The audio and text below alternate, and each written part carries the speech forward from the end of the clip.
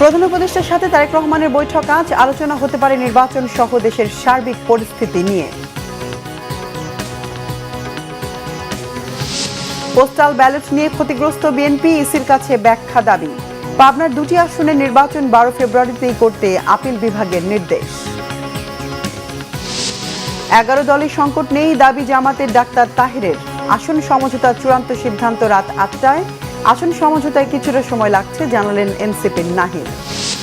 Central ইউনিভার্সিটির অধ্যাদেশ জারির দাবিতে আজও রাজধানীতে অবরোধ করে বিক্ষোভ 7 কলেজের শিক্ষার্থীদের। তীব্র যানজটে চরম ভোগান্তির শিকার মানুষ।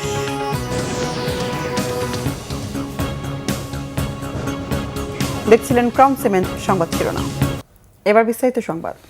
প্রধান উপদেষ্টা সরকারি বাসভবন যমুনায় প্রধান উপদেষ্টা ডক্টর মোহাম্মদ ইউনূসের সাথে তারেক রহমানের বৈঠক অনুষ্ঠিত হওয়ার কথা রয়েছে আজ।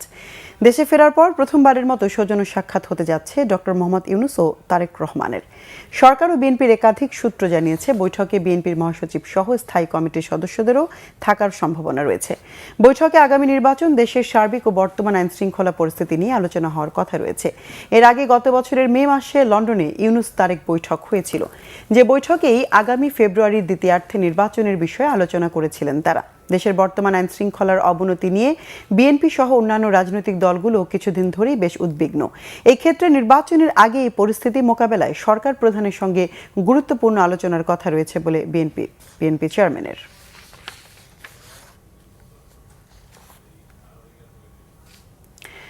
নির্বাচন কমিশনের পোস্টাল ব্যালটের ভুলভ্রান্তিতে বিএনপি ক্ষতিগ্রস্ত বলে মন্তব্য করেছেন দলের স্থায়ী কমিটির সদস্য সালাউদ্দিন আহমেদ। বিষয়টি নিয়ে নির্বাচন কমিশনের কাছে পরিষ্কার ব্যাখ্যা চেয়েছে বিএনপি। দুপুরে আগারগাঁও নির্বাচন কমিশনের প্রধান নির্বাচন কমিশনারের সাথে সাক্ষাৎ শেষে এসব কথা বলেন বিএনপির স্থায়ী কমিটির সদস্য সালাউদ্দিন আহমেদ। বলেন, পোস্টাল ব্যালট দেশের ভেতরে বেশি ব্যবহৃত হবে। সব মার্কা না রেখে দেশের ব্যালটগুলোতে সংশ্লিষ্ট প্রার্থীদের নাম প্রতীক রাখার স্পষ্ট প্রস্তাব দেয়া হয়েছে। সালাউদ্দিন আহমেদ জানান, আইনি বিষয় ও আচরণবিধি নিয়ে কথা হয়েছে সিইসির সাথে। কিছু বিষয় আইনি ব্যাখ্যা দেয়া হয়েছে। নির্বাচনী কার্যক্রম কঠিন না করে ভোটাররা যাতে নির্বিঘ্নে ভোট দিতে পারেন, ইসির প্রতি সেই আহ্বান জানান বিএনপির স্থায়ী কমিটির সদস্য সালাউদ্দিন আহমেদ।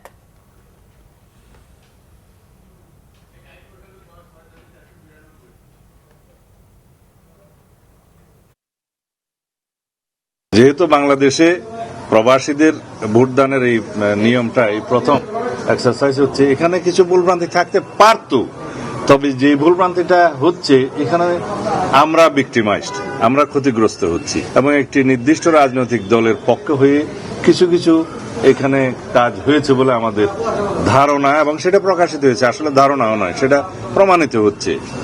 তা এখন আমরা বলেছি এই বিষয়ে আপনাদেরকে পরিষ্কার ব্যাখ্যা দিতে হবে। এই প্রবাসীদের কাছে যে সমস্ত ব্যালট পাঠানো হয়েছে, কিভাবে পাঠানো হয়েছে, তারা কিভাবে ভোট দিবে, ওখানে কিভাবে স্ক্যান করবে, আর এক জায়গায় যদি 200-300 ব্যালট পাওয়া যায় সেক্ষেত্রে কি ব্যাখ্যা দিবেন, পররাষ্ট্র মন্ত্রণালয় কি ব্যবস্থা নেবে, এই সমস্ত বিষয়ে আমরা আলাপ করেছি। তারা তাদের ব্যাখ্যাটা দিবেন আপনাদের কাছে। আমার মনে হয় আজকেও দিতে পারে, কালকেও দিতে পারে, তাদের সময় মতো দিবেন। বিএনপির স্থায়ী কমিটির সদস্য আমির খসরু মাহমুদ চৌধুরী বলেছেন, পোস্টাল ব্যালট নিয়ে বিতর্কের অবসান নির্বাচন কমিশনকেই করতে হবে। চট্টগ্রামে বেগম খালেদা জিয়ার রুহের মাগফিরাত কামনায় আয়োজিত দোয়া মাহফিলে প্রধান অতিথির বক্তব্যে বিএনপির স্থায়ী কমিটির সদস্য আমির খসরু মাহমুদ চৌধুরী বলেন, দেশে স্থিতিশীল রাজনৈতিক পরিবেশের স্বার্থে বেগম খালেদা জিয়া আজীবন গণতন্ত্রের যে মশাল বহন করেছেন তার সম্মান রাখতে হবে। কথা বলেন পোস্টাল ব্যালট নিয়ে ওঠা বিতর্ক নিয়েও। এদিকে জাতীয় প্রেস ক্লাবে প্রবাস প্রত্যাগত শ্রমিকদের আয়োজনে বেগম খালেদা জিয়ার রুহের মাগফিরাত ও দোয়া অনুষ্ঠানে প্রধান অতিথির বক্তব্যে তিনি এসব কথা বলেন। অন্যদিকে জাতীয় প্রেস ক্লাবের সামনে আরেক অনুষ্ঠানে শীতার্তের জন্য শীতবস্ত্র বিতরণ করেন দলের ভাইস চেয়ারম্যান শামসুজ্জামান দুদু। এ সময় তিনি বলেন, একটি আধুনিক, নিরাপদ ও সমৃদ্ধ বাংলাদেশ নির্মাণে তারেক রহমানের হাতকে শক্তিশালী করতে হবে। যে কোনো ষড়যন্ত্র মোকাবেলায় সবাইকে সজাগ থাকার আহ্বান জানান শামসুজ্জামান দুদু।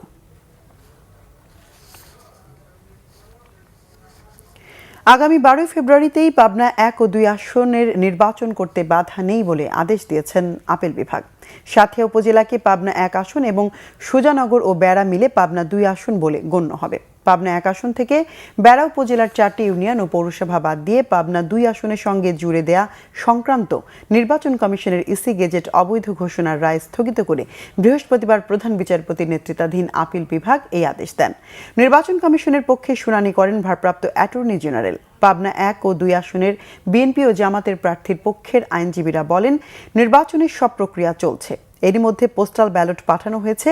এখন নির্বাচন স্থগিত হলে নানা জটিলতা তৈরি হবে। ফলে ইসির পূর্বের সীমানা পুনর্নির্ধারণ করা হয়েছে। জুলাই গণ অভ্যুত্থানে অংশগ্রহণকারী যোদ্ধাদের আইনি সুরক্ষা নিশ্চিত করতে উপদেষ্টা পরিষদ জুলাই গণ অভ্যুত্থানের দায়মুক্তি অধ্যাদেশ অনুমোদন করেছে।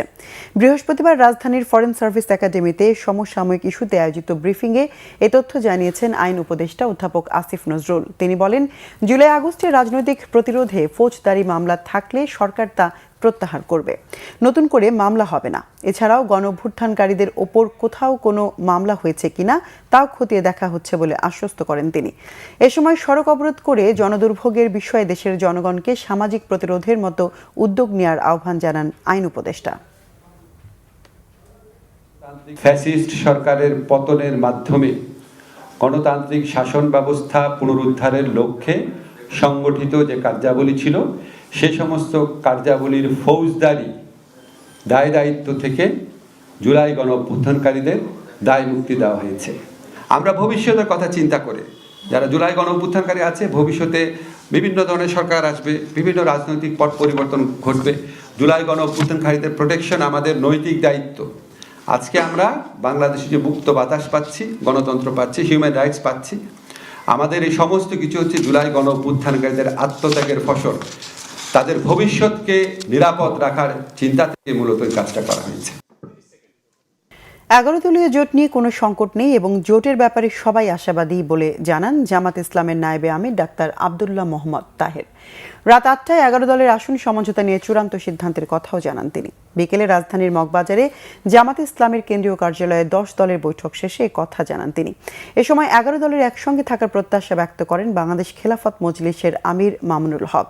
এদিকে এনসিপির আহ্বায়ক নাহিদ ইসলাম জানান, জোটের ব্যাপারে তারা এখনও আশাবাদী। তিনি বলেন, আসন সমঝোতা জোটের রাজনৈতিক গুরুত্ব বহন করে বলেই সিদ্ধান্তে কিছুটা সময় লাগছে। তবে জোটের মধ্যে মতভিন্নতা থাকলেও সবাই পরস্পরকে সহযোগিতা করবে বলে আশাবাদ ব্যক্ত করেন নাহিদ ইসলাম। আমরা কোনো ঝামেলার ভিতরে নাই এবং আমাদের ভিতরে যে আলাপ আলোচনা হচ্ছে, কিছুটা মতভিন্নতা হচ্ছে, এটা ঝামেলা বলা যায় না। আসন সমঝোতার জোট হলো, এটার একটা রাজনৈতিক গুরুত্ব আছে, এটা আপনারা সকলেই বুঝেন, দেশবাসী বুঝেন, এবং একটা আকাঙ্ক্ষার জায়গা আছে। এই নির্বাচন প্রতিযোগিতাপূর্ণ হবে এবং আমাদের যেই এজেন্ডাগুলো রয়েছে, সংস্কার, দুর্নীতি বিরোধিতা, আধিপত্যবাদ বিরোধিতা, সেই এজেন্ডাগুলোকে সামনে রেখে আমরা একটা ঐক্যবদ্ধ জায়গায় নির্বাচনে অংশগ্রহণ। সুশাসনের জন্য নাগরিক সুজনের সম্পাদক ডক্টর বদিউল আলম মজুমদার বলেছেন, সবচেয়ে বেশি দরকার নির্বাচন কমিশনের পরিবর্তন। কারণ শেখ হাসিনার চেয়েও নির্বাচন কমিশনের লোকজন বড় আওয়ামী লীগার হয়ে উঠেছিলেন। সকালে রাজশাহী মহানগরীর একটি হোটেলে সুজনের রাজশাহী জেলা ও মহানগর কমিটির উদ্যোগে নাগরিক ভাবনা বিষয়ক আলোচনা সভায় তিনি এসব কথা বলেন, নির্বাচনী অঙ্গন ও রাজনৈতিক দল কলুষিত হয়ে গেছে। এখনও বেশিরভাগ প্রার্থী কালো টাকার মালিক ও পেশি শক্তি নির্ভর রাজনীতি করছেন। সুজন সম্পাদক বলেন, বহুদিন দলের অনুগত থাকলেও 2 কোটি টাকা দিতে না পারায় মনোনয়ন না পাওয়ার ঘটনা এবারও ঘটেছে। রাজনৈতিক দলগুলো দুর্নীতির সাথে জড়িত বলে দাবি করেন তিনি। সাবেক প্রধানমন্ত্রী বেগম খালেদা জিয়ার স্মরণে আগামীকাল শুক্রবার নাগরিক শোকসভা অনুষ্ঠিত হবে। নাগরিক সমাজের ব্যানারে অনুষ্ঠেয় এই শোকসভায় রাজনীতিক সহ বিভিন্ন শ্রেণী পেশা ও বিশিষ্ট ব্যক্তিরা অংশ নেবেন। এই উপলক্ষে রাজধানীর কৃষিবিদ ইনস্টিটিউটে সংবাদ সম্মেলনে বিস্তারিত জানানো হয়। জাতীয় সংসদ ভবনের দক্ষিণ প্লাজায় দুপুর 2:30টায় শোকসভা শুরু হবে। রাজনৈতিক দলগুলোর প্রতিনিধিদের আমন্ত্রণ জানানো হবে বলে তারা কোনো বক্তব্য রাখবেন না। খালেদা জিয়ার পরিবারের সদস্যরা এতে উপস্থিত থাকবেন। সেই হিসেবে বিএনপির চেয়ারম্যান তারেক রহমানও থাকবেন নাগরিক শোকসভায়। এতে প্রায় 5,000 অতিথিকে আমন্ত্রণ জানানো হয়েছে। সংবাদ সম্মেলনে বিশেষভাবে উল্লেখ করা হয়, গণমাধ্যম কর্মী সহ আমন্ত্রিত অতিথিরা আমন্ত্রণপত্র ছাড়া শোকসভায় অংশ নিতে পারবেন না। শোকসভার ভাবগাম্ভীর্য বজায় রাখতে সকলের সহযোগিতাও কামনা করা হয়। এতে সভাপতিত্ব করবেন সাবেক বিচারপতি সৈয়দ JR মোদাচ্ছের হোসেন। ঢাকা সেন্ট্রাল ইউনিভার্সিটির অধ্যাদেশ জারির এক দফা দাবিতে আজও রাজধানীর সায়েন্স ল্যাব ও টেকনিক্যাল মোড় অবরোধ করে বিক্ষোভ কর্মসূচি পালন করছে 7 কলেজের শিক্ষার্থীরা। এতে নগর জুড়ে দেখা যায় তীব্র যানজট, স্থবির হয়ে পড়ে মিরপুর সড়ক। শিক্ষার্থীরা বলছে, চূড়ান্ত অধ্যাদেশ জারি না হলে আন্দোলন চলমান থাকবে। রিপোর্ট ফজলে রাব্বির। প্রস্তাবিত ঢাকা সেন্ট্রাল ইউনিভার্সিটি অধ্যাদেশ জারির দাবিতে দ্বিতীয় দিনের মতো শিক্ষার্থীদের এই অবরোধ কর্মসূচি। বৃহস্পতিবার দুপুর 12টার কিছু পর সায়েন্স ল্যাব মোড়ে একে একে জড়ো হতে থাকে ঢাকা ইডেন কলেজ সহ বেশ কয়েকটি কলেজের শিক্ষার্থীরা। এ সময় এক দফা দাবি আদায়ে বিভিন্ন স্লোগান দেন তারা।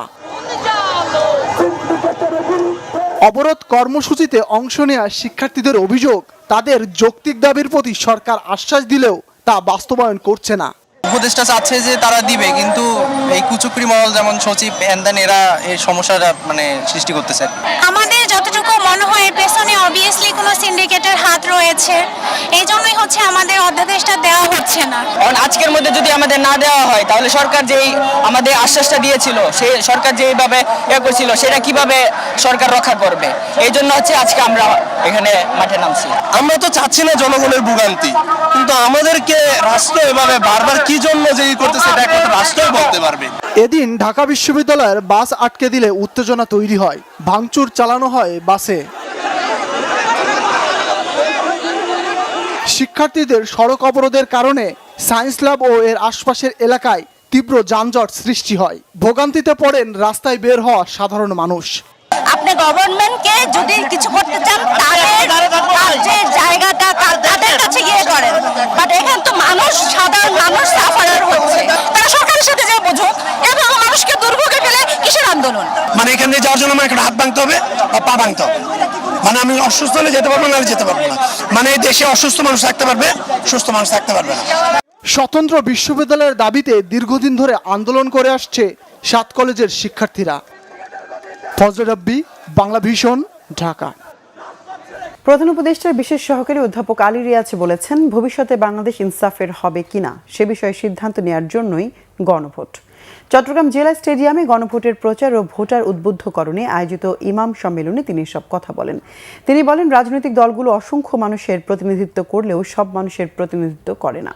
সব মানুষ রাজনীতি করে না, রাজনৈতিক দলের বাইরেও মানুষ আছে, তাই রাজনীতির বাইরের মানুষের মতামতের ব্যবস্থার জন্যই গণভোট। বিভাগীয় প্রশাসন, জেলা প্রশাসন ও ইসলামিক প্রশাসনের আয়োজনে অনুষ্ঠানে অধ্যাপক আলী রিয়াজ আরও বলেন, গত 16 বছরে বাংলাদেশের যে রাষ্ট্র ব্যবস্থা এক ব্যক্তি কেন্দ্রিক হয়ে গিয়েছিল, সংবিধানের দোহাই দিয়ে যিনি একচ্ছত্র ক্ষমতার অধিকারী হয়েছিলেন, সেই সংবিধানের বিভিন্ন ধারা পরিবর্তন, সংশোধন করতে হলে গণভোটে অবশ্যই হ্যাঁ বলতে হবে। করা হয়েছে জুলাই সনদ, এইটা যে কোনো মূল্যে রক্ষা করার দায়িত্ব আমাদের সকলের। অনেক প্রাণের বিনিময়ে, অনেক কষ্টের বিনিময়ে, অনেক নির্যাতন নিপীড়নের শিকার হয়ে আমরা এখানে এসেছি। আসুন আমরা সকলে মিলে, আপনার হাতে যে চাবি সেটা দেশের চাবি, দরজাটা খুলুন। সামনে এক অপরিমেয় সম্ভাবনার বাংলাদেশ, যেখানে আমরা সকলে মিলে চেষ্টা করব একটা ইনসাফ ভিত্তিক, জবাবদিহিমূলক গণতান্ত্রিক ব্যবস্থা যেন তৈরি করা যায়। আমরা ফ্যাসিবাদকে পরাজিত করতে পেরেছি, আমরা অবশ্যই একটা সুন্দর বাংলাদেশ গড়ে তুলতে পারবো যদি আমাদের মধ্যে ঐক্য থাকে। চট্টগ্রাম বিশ্ববিদ্যালয়ে শিক্ষক ও কর্মকর্তা নিয়োগে অনিয়মের অভিযোগে প্রশাসনিক ভবনের সামনে বিক্ষোভ করছে ছাত্রদল। সকাল থেকে চট্টগ্রাম বিশ্ববিদ্যালয় শাখা ছাত্রদলের নেতাকর্মীরা বিশ্ববিদ্যালয়ের প্রশাসনিক ভবনের সামনে অবস্থান নিয়ে বিক্ষোভ শুরু করেন। এ সময় তারা অভিযোগ করেন, গত শুক্রবার 565তম সিন্ডিকেট সভায় শিক্ষক, কর্মকর্তা ও কর্মচারী মিলিয়ে মোট 153 জনকে নিয়োগ দেওয়া হয়। এতে প্রভাষক হয়েছেন উপাচার্য শামীম উদ্দিন খানের মেয়ে মাহিরা খানও। স্বজনপ্রীতির মাধ্যমে এসব নিয়োগ দেওয়া হয়েছে বলে অভিযোগ তোলেন তারা। উপাচার্য শামীম উদ্দিন খানের পদত্যাগ দাবি করেন। এর আগে বুধবার চট্টগ্রাম বিশ্ববিদ্যালয়ের শিক্ষক ও কর্মকর্তা নিয়োগে অনিয়মের অভিযোগ তদন্তে চট্টগ্রাম বিশ্ববিদ্যালয় অভিযান চালায় দুদক। অভিযান শেষে দুদক কর্মকর্তারা জানান, নিয়োগ সংক্রান্ত কাগজপত্র ও পরীক্ষার নম্বরপত্র যাচাইয়ের পর নিশ্চিত হওয়া যাবে বিপুল সংখ্যক এই নিয়োগ বৈধ ছিল কিনা। চুয়াডাঙ্গায় সেনা হেফাজতে নিহত বিএনপি নেতা ডাবলুর দাফন সম্পন্ন হয়েছে। সকালে জীবননগর পৌর কেন্দ্রীয় ঈদগাহ ময়দানে দ্বিতীয় জানাজা শেষে বাবার কবরের পাশে তাকে চিরনিদ্রায় শায়িত করা হয়। পরে মরহুমের আত্মার মাগফিরাত কামনায় দোয়া আয়োজন করা হয়। এতে অংশ নেন জেলা বিএনপির সভাপতি মাহমুদ হাসান খান বাবু সহ নেতাকর্মী ও পরিবারের সদস্যরা। এর আগে গত সোমবার রাতে অবৈধ অস্ত্র উদ্ধারের অভিযানে নামে যৌথ বাহিনী। এ সময় আটক করা হয় জীবননগর পৌর বিএনপির সাধারণ সম্পাদক শামসুজ্জামান ডাবলুকে। সেনা হেফাজতে থাকা অবস্থায় তার মৃত্যু হয়। চাঁপাইনবাবগঞ্জ সীমান্তে অভিযান চালিয়ে এক মানব পাচারকারী সহ 4 জনকে আটক করেছে বিজিবি। সীমান্তে শূন্যরেখা থেকে 200 গজ ভেতরে চাঁপাইনবাবগঞ্জ সদর উপজেলার চল আলাতলি ইউনিয়নের বকচর গ্রামে এই অভিযান পরিচালনা করে চাঁপাইনবাবগঞ্জ ব্যাটালিয়ন 53 বিজিবি। মোহাম্মদ শাহিন নামে এক ব্যক্তির সহায়তায় অবৈধভাবে ভারতের চেন্নাই যাবার পরিকল্পনাকালে তাদের আটক করা হয়। জিজ্ঞাসাবাদে তারা রাজমিস্ত্রির কাজের উদ্দেশ্যে ভারতে যাওয়ার উদ্দেশ্যের কথা স্বীকার করেন। আটক হওয়াদের বাড়ি দেশের বিভিন্ন এলাকায়।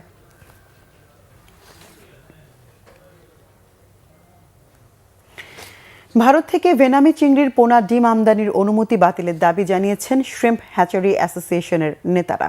প্রধান উপদেষ্টার হস্তক্ষেপ চেয়ে তারা বলেন, দেশে পোনা উৎপাদনের সক্ষমতা থাকার পরও অন্যায়ভাবে আমদানির যে অনুমতি দেওয়া হয়েছে তা বাতিল করা না হলে আইনের আশ্রয় নেবেন তারা। কক্সবাজারে শ্রিম্প হ্যাচারি অ্যাসোসিয়েশনের কার্যালয়ে বুধবার এক সংবাদ সম্মেলনে এই অভিযোগ করেন সংগঠনের সভাপতি ও বিএনপির মৎস্য বিষয়ক সম্পাদক লুৎফুর রহমান কাজল। সংবাদ সম্মেলনে বলা হয়, ভারত থেকে ভেনামি চিংড়ির নকলি আমদানির ফলে দেশীয় চিংড়ি শিল্প মারাত্মক ঝুঁকির মুখে পড়েছে। এতে স্থানীয় হ্যাচারি, চাষি ও সংশ্লিষ্ট লক্ষাধিক মানুষের জীবন জীবিকা হুমকির মুখে পড়েছে। দেশীয় হ্যাচারি সক্ষমতা থাকা সত্ত্বেও আমদানি নির্ভরতা অযৌক্তিক ও ক্ষতিকর বলে অভিযোগ তাদের। অবিলম্বে এই আমদানির অনুমতি বাতিল করে দেশীয় শিল্প সুরক্ষায় কার্যকর পদক্ষেপ নিতে সরকারের প্রতি জোর দাবি জানান বক্তারা। রংপুরে তীব্র শীতের প্রভাবে বাড়ছে ঠান্ডাজনিত রোগী। নিউমোনিয়া, শ্বাসকষ্ট, ডায়রিয়া, জ্বর আর অ্যাজমার সমস্যা নিয়ে প্রতিদিনই হাসপাতালে ভিড় করছেন মানুষ। বেশি আক্রান্ত হচ্ছে বয়স্ক শিশুরা। এ পর্যন্ত রংপুর বিভাগে শীতে মৃত্যু হয়েছে অন্তত 16 জনের। দুর্যোগ মোকাবেলায় 75টি মেডিকেল টিম গঠন করেছে স্বাস্থ্য বিভাগ। রংপুর থেকে শাহনেওয়াজ জনির ক্যামেরায় জুয়েল আহমেদের রিপোর্ট। পৌষের শেষ দিকে জেঁকে বসেছে হাড় কাঁপানো শীত। হিমেল হাওয়ার সাথে শীতের তীব্রতা আরও বাড়বে এমন আভাস মিলেছে আগেই। এরই মধ্যে মৃত্যু সত্য প্রবাহের কবলে পড়েছে রংপুর সহ উত্তরাঞ্চল। খোলস ছেড়ে যেন স্বরূপে ফিরেছে শীত। তাপমাত্রার পারদ নিম্নমুখী, জুবুথুবু শীতে বাড়ছে রোগ। তীব্র এই ঠান্ডায় গত কয়েকদিনে রংপুর মেডিকেলে শীতজনিত রোগে মারা গেছেন 16 জন। শীতের প্রকোপ বাড়ায় হাসপাতাল সহ উপজেলা পর্যায়ের স্বাস্থ্য কমপ্লেক্সগুলোতেও বাড়ছে রোগাক্রান্তের সংখ্যা। চিকিৎসায় বড় ভরসা রংপুর মেডিকেলে রোগীর চাপ সামলাতে হিমশিম খাচ্ছে কর্তৃপক্ষ। হাসপাতালের শিশু ও মেডিসিন ওয়ার্ডে ধারণ ক্ষমতার চেয়ে বেশি রোগী চিকিৎসাধীন। শয্যা সংকটে অনেকের ঠাঁই হয়েছে মেঝে অথবা বারান্দায়। বেড নাই, আর বারান্দায় বেশি সিরিয়াস রোগের জন্য বারান্দায়, আর সব কিছুতেই টাকা লাগে। এটা আনছি 100 টাকা নিচ্ছে, এটা বেডটা দিছে 100 টাকা নিচ্ছে, টেসা দিয়ে রোগীটা নিচ থেকে আনছি 300 টাকা নিচ্ছে। এখানে যে ম্যানেজমেন্ট আছে, যে পরিচালক বা আমাদের সরকার প্রধান যেই থাক, এই রংপুর মেডিকেলের দিকে একটু দৃষ্টি দেওয়া উচিত। নার্সরা আসে, কোনো ডাক্তার আনতে হয়, পাশাপাশি পরিবেশের কারণে অনেক ভালো রোগী অসুস্থ পড়ে যায়।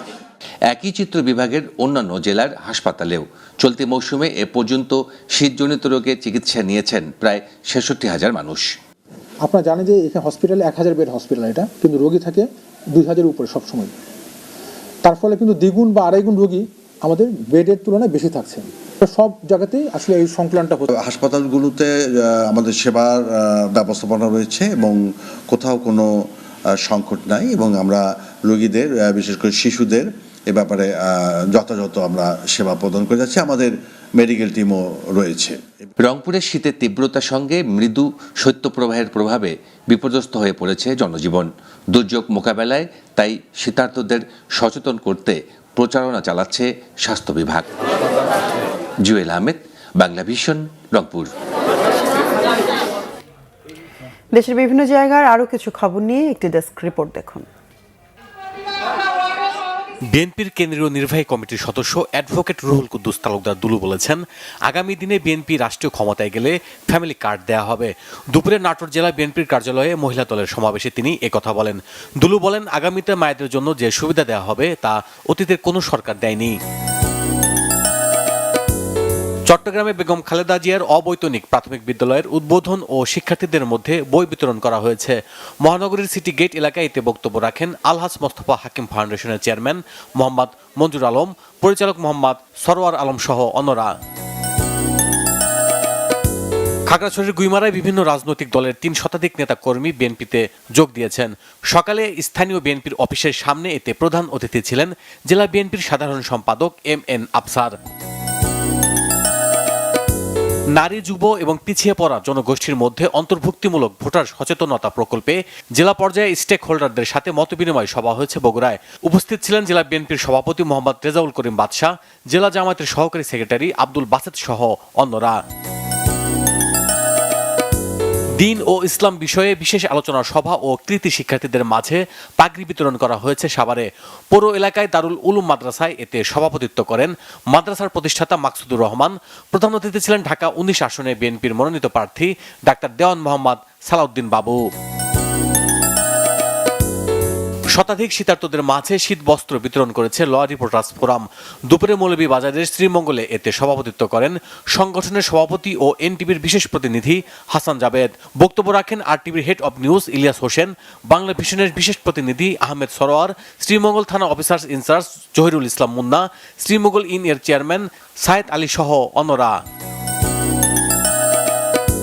টাঙ্গাইলের ভুয়াপুরের চরবাসীদের মধ্যে কম্বল বিতরণ করেছে রেড ক্রিসেন্ট সোসাইটি। সকালে উপজেলার গাবসারা ও গোবিন্দ দাসী ইউনিয়নে এতে প্রধান অতিথি ছিলেন ভুয়াপুর উপজেলার সহকারী কমিশনার ভূমি রাজীব হোসেন। জাতীয় সংসদ নির্বাচন ও গণভোটের প্রচার উপলক্ষে উদ্বুদ্ধকরণ সভা হয়েছে চাঁপাইনবাবগঞ্জের শিবগঞ্জে। দুপুরে চণ্ডীপুর সরকারি প্রাথমিক বিদ্যালয় মাঠে এতে প্রধান অতিথি ছিলেন জেলা প্রশাসক সাদত হোসেন মাসুদ। উন্নত প্রযুক্তি নির্ভর পাট চাষ ও বীজ উৎপাদন সম্প্রসারণ প্রকল্পে নাবি পাট বীজ প্রশিক্ষণ হয়েছে ধামরাইয়ে। সকালে উপজেলা মিলনায়তনে এই কর্মসূচির উদ্বোধন করেন পাট অধিদপ্তরের প্রকল্প পরিচালক দীপক কুমার সরকার। ঐতিহ্যবাহী হুমগুটি খেলা হয়েছে ময়মনসিংহের ফুলবাড়িয়ায়। খেলাকে কেন্দ্র করে তৈরি হয় উৎসবের আমেজ। এতে অংশ নেন বিভিন্ন জায়গা থেকে আসা উৎসুক জনতা। 30 কেজি ওজনের পিতলের তৈরি গোলাকার একটি গুটি গায়ের জোরে নিজের আয়ত্তে রাখা হলো খেলার মূল লক্ষ্য। Bangla vision news desk. সংবাদ শেষ করব ক্রাউন সিমেন্ট শিরোনামগুলো আরেকবার জানিয়ে।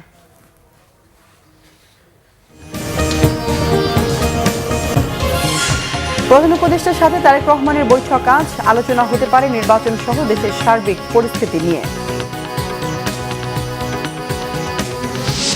পোস্টাল ব্যালট নিয়ে ক্ষতিগ্রস্ত বিএনপি, ইসির কাছে ব্যাখ্যা দাবি।